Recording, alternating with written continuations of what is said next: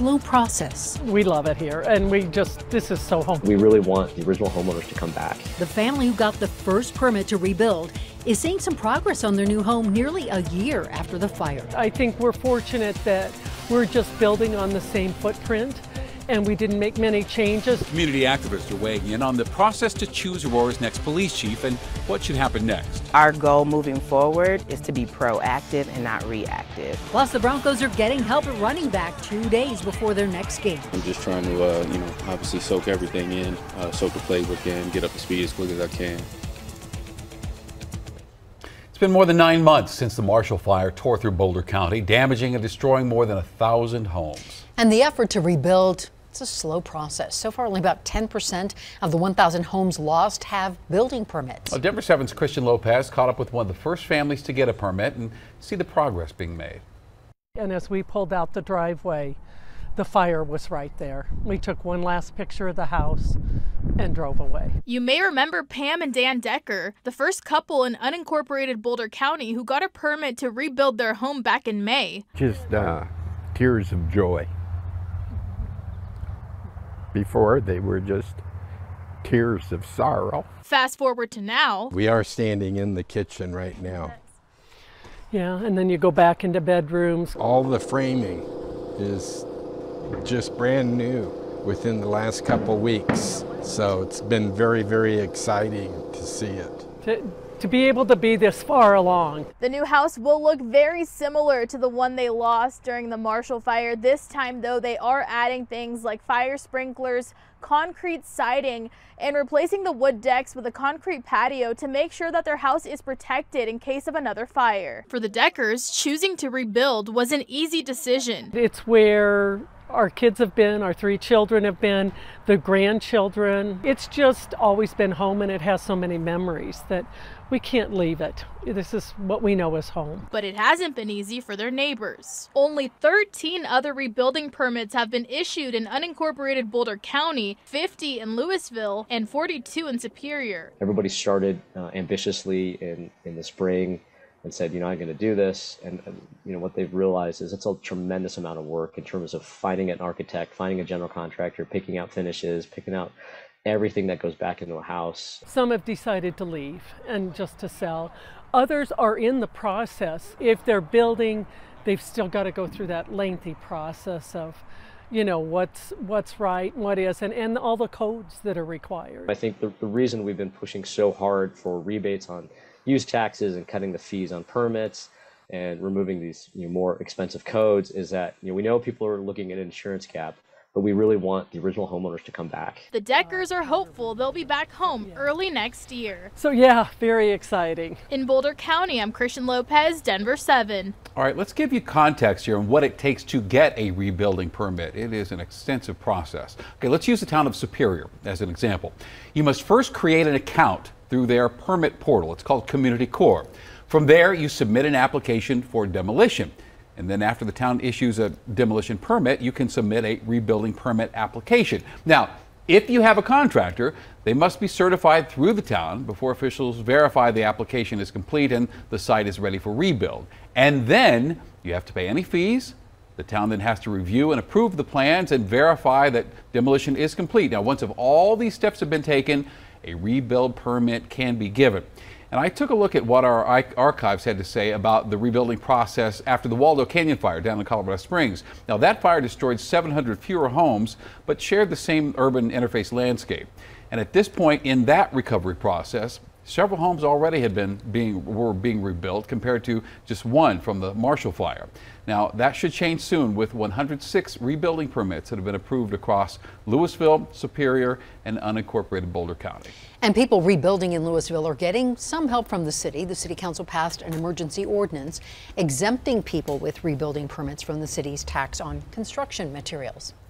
All right, take a look at your screen here. Louisville police are saying these suspects are breaking into marijuana dispensaries in Louisville and some neighboring communities. The burglaries happened last Tuesday and Sunday, and police say these two drove away in this car. It's a Kia Sportage with a Georgia license plate. So if you know anything about this, call Louisville Police or Northern Colorado Crime Stoppers. Boulder police need some help identifying a person of interest wanted in connection to shots being fired into the air. This is on University Hill last weekend. Also, police arrested a 22-year-old man for his involvement in that shooting. Zachary Lucas was shot in the arm by police when officers arrived and confronted him, and tonight he's being held on a $500,000 bond. People in Aurora are questioning the selection process for the city's new police chief, and tonight APD is taking some proactive steps to build community trust. Denver 7's Micah Smith is learning details about plans for community meetings.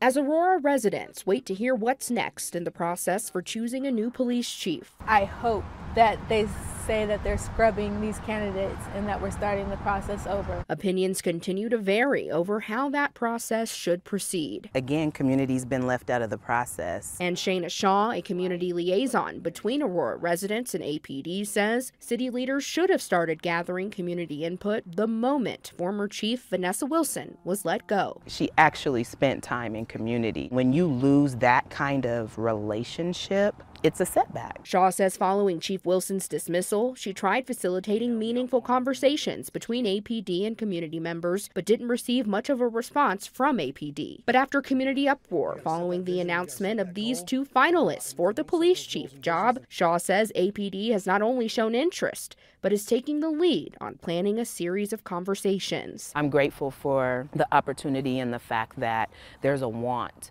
to repair the things that we know exist within the city of Aurora and the police department and the community. Shaw says starting in October, a series of community and APD conversations will begin across Aurora, including one here at Global Village Academy, an international school that serves students representing a multitude of races and cultures. Our police department needs to look like that. Our goal moving forward is to be proactive and not reactive. Shaw says so during the next period of civil unrest, we've done the protesting, we've done the complaining. Officers and the people they pledge to protect and serve will already have a foundation of trust to build on. Reporting in Aurora, Micah Smith, Denver 7. And some Aurora city leaders are in San Antonio, Texas tonight to learn about that city's approach to homelessness.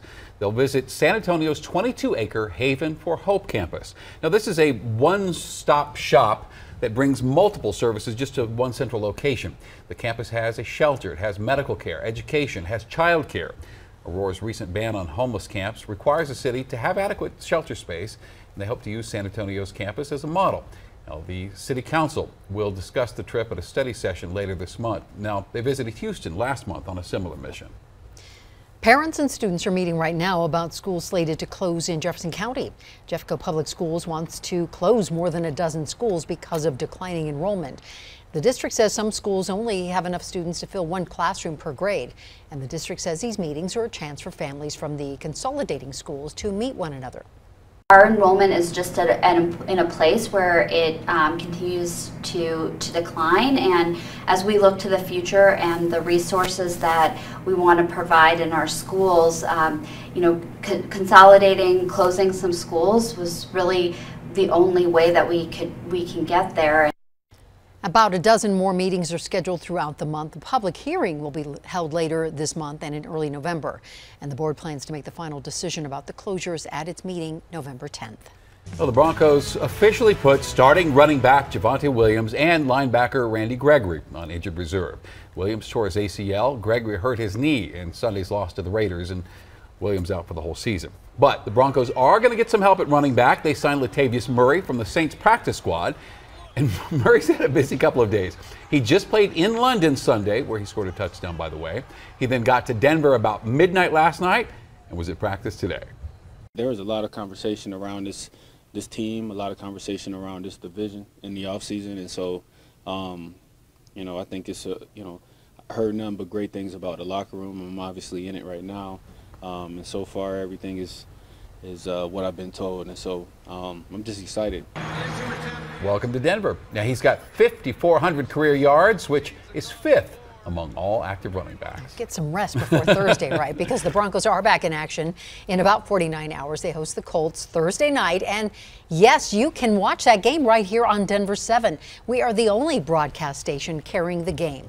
Our coverage starts at 5 p.m. Thursday. Kickoff is just after 6. And of course, we'll have a special post-game coverage immediately following. So that also means a programming change for your favorite ABC shows. You can watch the Thursday night premieres of Station 19, Grey's Anatomy, and Alaska Daily on our sister station, Local 3. That starts at 7.